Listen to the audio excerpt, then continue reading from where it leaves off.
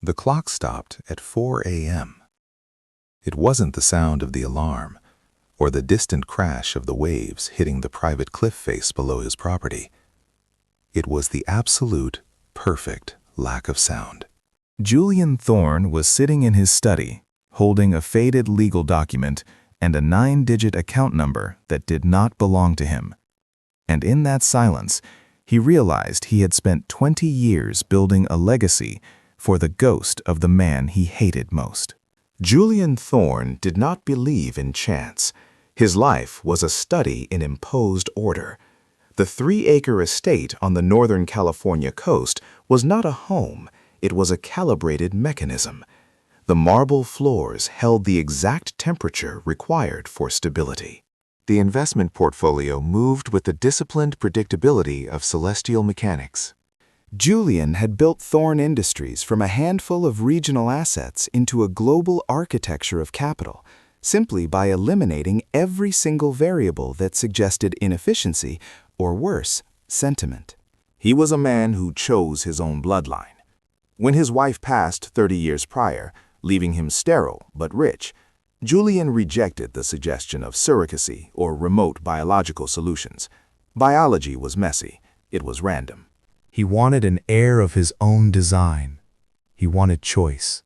He found Ethan in a specialized international adoption registry, a 5-year-old boy, seemingly unconnected, quiet, and possessing a rare, almost unsettling clarity in his eyes.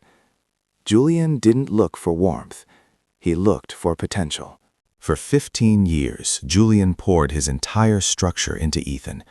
Ethan was trained to identify patterns, to value precision, to view emotional reaction as the highest form of negligence.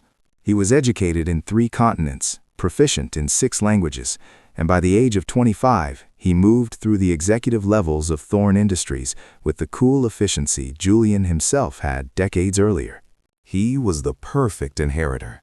Julian had forged him. The estate, the dynasty, the very name of Thorne, it all belonged to Ethan. Julian felt a satisfaction deeper than love. It was the satisfaction of ultimate control. The crack in that perfect structure arrived not with drama, but with paperwork. It was late October. Julian was initiating the final transfer of the family holding company, Thorne Global. The documents required verification dating back to Ethan's adoption in Geneva. Julian had delegated the review to his chief counsel, Ms. Davies, a woman whose competence was rivaled only by her quiet obsession with absolute legal purity. She presented the issue on a Thursday afternoon. The office was windowless, designed to ignore the sun, focusing solely on the glowing numbers of the market clock. "Mr. Thorne," Miss Davies began, her voice low. "The Geneva filing is clean, of course. We have the certified orphanage records. But there is a secondary file, archived by the agency itself. A standard administrative cross-reference that was, frankly, filed incorrectly 20 years." Julian waited. He did not ask questions that could be answered with speed. "The original intake form for the child," Davies continued, pushing a beige file across the mahogany surface. "The mother's identity was anonymized and destroyed per our agreement, but the agency tracked next of kin for risk management. They had one note, a father's name, listed for internal tracking should a familial claim ever—" Julian leaned forward, his fingers resting lightly on the file. He felt the cold pressure of the wood beneath his palm. He knew instantaneously that this was not administrative friction. This was tectonic. "The name," Julian stated, his voice flat. Davies recited the name like a casualty report. Elias. The name was a razor wire woven into the fabric of Julian's past. Elias Vance. Former partner, former protege, current phantom. Vance had systematically sabotaged the Eastern European expansion of Thorne Industries in 2003, wiping out nearly $500 million and initiating a scandal that Julian had spent 5 hard years burying. Vance had vanished into the world's shadow economy, universally believed dead or permanently hidden. Julian had not merely disliked Vance, He had excised him from history. And now his son sat 2 floors above them, managing the future. Julian dismissed Davies with a nod, taking the file. He did not open it immediately. He spent the next 3 hours staring at the account projections for Q4. He maintained his focus, his routine, until 1 a.m. He then walked the long corridor back to his study, sat down, and read the intake form in the unforgiving silence of the early morning. The records confirmed this suspicion. Elias Vance's common-law partner, after Vance disappeared, had managed to place the child, Ethan, into the high-end Geneva orphanage system under a false alias, leveraging the chaos of the post-scandal period. The adoption agency, through a confluence of bureaucratic errors and the mother's successful evasion tactics, had inadvertently presented Ethan to Julian Thorne, the man Vance had ruined, as the perfect, unblemished orphan. It wasn't a conspiracy. It was a cosmic irony, precise and devastating.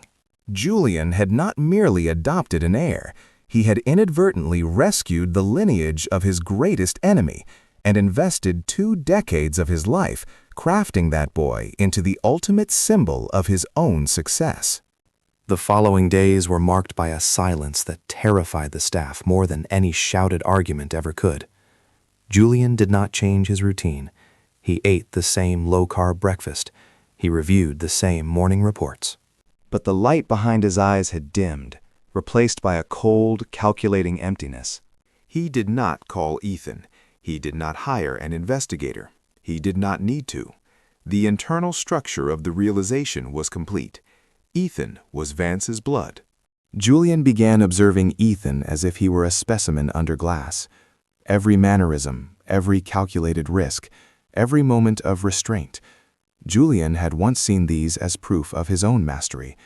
Now he searched for the phantom traits of Vance. Vance had possessed a certain predatory charm, a willingness to cut ethical corners with a smile. Ethan was different. Ethan was precise, certainly, but his precision stemmed from loyalty to the established rules, the structure Julian had built. Julian remembered a time, 5 years ago, when Ethan was managing a small software acquisition.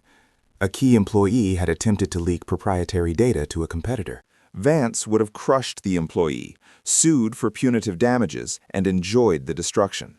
Ethan, however, handled it quietly. He offered a non-disclosure payment, secured the data, and offered the employee a recommendation at a non-competitive firm, ensuring stability while neutralizing the threat completely. He solved the problem with competence, not vengeance. Vance was chaos disguised as charm. Ethan was order disguised as discipline. The difference was the years of conditioning. Julian had successfully erased the inheritance of blood with the superior inheritance of instruction. But the question remained, what does one do with a flawless weapon, knowing the architect of its original material was the enemy? Julian retreated fully into the vast library on the 3rd floor, a room he usually reserved only for reading market analysis. He began reading biographies, Caesars, kings, captains of industry, all men obsessed with succession, with planting their identity into the future. He searched for an answer to the fundamental dilemma of power. When does control become obsession? And when does obsession betray the very thing it seeks to control? He realized that if he rejected Ethan now, if he exposed the truth and disinherited him, he would not be punishing Elias Vance. Vance was gone, irrelevant. Julian would be punishing the man he himself had created. He would be dismantling the most successful project of his life simply to uphold a 2-decade-old hatred. The hatred of Vance felt suddenly thin, brittle. The connection to Ethan felt heavy, dense, and real. Julian understood then that the greatest act of control was not the initial selection, but the sustained commitment to the choice, even when reality shifted the foundations. His family wasn't defined by the DNA Vance provided. He was defined by the architecture Julian built around it. He needed to test the structure one last time. Julian scheduled a dinner for the following Friday. It was not at the estate. It was at a small private club in San Francisco, a neutral ground, heavy with dark wood and the hushed echoes of old money negotiations. Ethan arrived precisely on time. He looked exactly as Julian had tailored him. Tailored suit, controlled posture, eyes that took in the room's dynamics instantly. The meal passed in standard professional conversation. Asset rotation, the pending merger with Mitsui. Julian watched Ethan analyze the global debt structure with frightening fluency. He spoke of risk mitigation with a cold, almost clinical detachment. Then Julian shifted the subject, not abruptly, but with a subtle change in cadence that signaled a deeper matter. "Ethan," Julian said, resting his fork, "in the event of disruption, sudden and permanent, do you believe the current architecture of Thorn Global would survive?" Ethan met his gaze, showing neither surprise nor fear. "It would require precise execution of the succession protocol, but yes, Father, the legal structure is redundant. The operational command is decentralized but clear. The only risk is if the controlling interest were to initiate a catastrophic shift in strategy purely out of sentiment or irrational." "Irrational reaction," Julian repeated, the words tasting metallic. "Define that for." An irrational reaction, in this context, would be prioritizing a personal grievance over shareholder stability. For example, destroying the structure to spite a ghost, rather than utilizing the structure to cement it. Julian absorbed the response. Ethan didn't know the specifics, but he had articulated the exact psychological trap Julian was standing in. Ethan's loyalty was to the structure, not to blood, not to emotion, and certainly not to the phantom history of a man he never knew.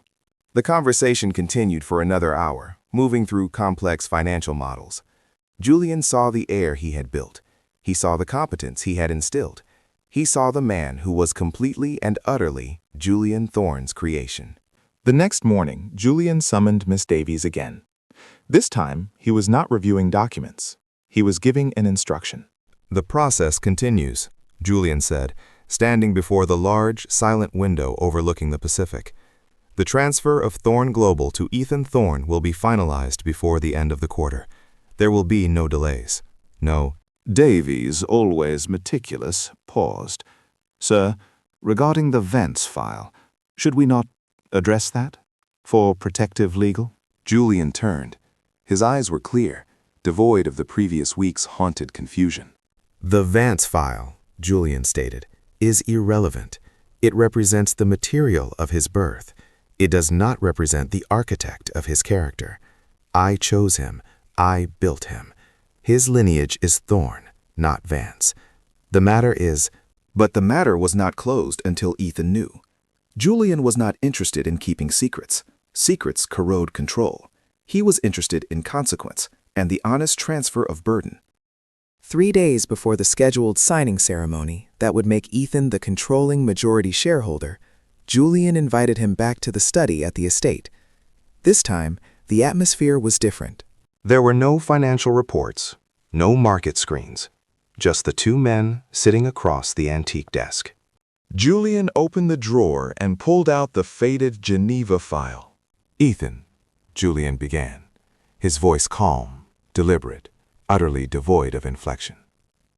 20 years ago, I selected you to carry this name. I did not rely on chance. I relied on my judgment. Everything you are, everything you have become, is a testament to the discipline we both." Ethan waited, watching the file. "I recently came into possession of this. It is an administrative detail concerning your birth. It contains the biological lineage you never—" Julian slid the file across the desk. It stopped exactly at the midline. Ethan looked down at the file, then back up at Julian. There was no tremor in his hand, no sudden intake of breath, only a focused attention. "I am not asking you to read it now," Julian said. "I am giving you the choice to possess it. What you find in there, Ethan, is the ghost of a decision made by others long before I ever found you. It will tell you that the man who provided your biological material was Elias Vance, a man I dedicated 2 decades of my life to ensuring was stripped of every shred of—" The room was absolutely still. The waves below sounded distant, abstract. Ethan did not touch the file. His eyes remained fixed on Julian. I spent the last 2 weeks contemplating the impact of this information. The temptation was to destroy you, Ethan. To dismantle the entire 20 years of effort, simply because of the blood you were assigned. Purely to spite Vance's lingering. Julian leaned forward slightly. But that would be weakness. It would be prioritizing a historical grudge over the present reality. The present reality is that you are the only person fit to carry this name and this enterprise. The blood is secondary to the choice. My choice. The inheritance remains yours, Ethan. You are my heir, undisputed. But now you must decide how you carry the weight of this knowledge. You must decide if the biological past changes the chosen. Ethan finally moved. He picked up the file. He held the weight of it, turning it over once in his hand, observing the brittle edges of the old paper. He looked up at Julian, his expression finally shifting, not to shock, but to a deeper, almost unsettling comprehension. Father, Ethan said, his voice measured. Elias Vance is a name in a document. The man who raised me, who engineered my education, who established the parameters of my existence, is Julian Thorne. If I were to allow a single name on a faded piece of paper to disrupt the stability of this entity, I would prove that the 20 years of training failed. I would prove myself unworthy of the resources you. He then placed the file back on the desk. He did not open it. The legal documents for the transfer are already prepared. They carry my signature. The name on the transfer documents is Thorne. I recognize no other authority over my life or the future of this. Julian looked at the file, then at Ethan. The perfection of the response was staggering. Ethan had understood that the final test was not about lineage, but about loyalty to the established structure, the structure that now belonged entirely to him. Julian smiled, a small, restrained movement that barely reached his eyes. It was not a smile of relief, but of profound satisfaction in the absolute efficacy of his own craftsmanship. You may keep the file, Ethan, Julian offered quietly. It is a liability, Ethan responded. I prefer to manage only current. He pushed the file back toward Julian, a definitive gesture of rejection, not of his father, but of the irrelevant past.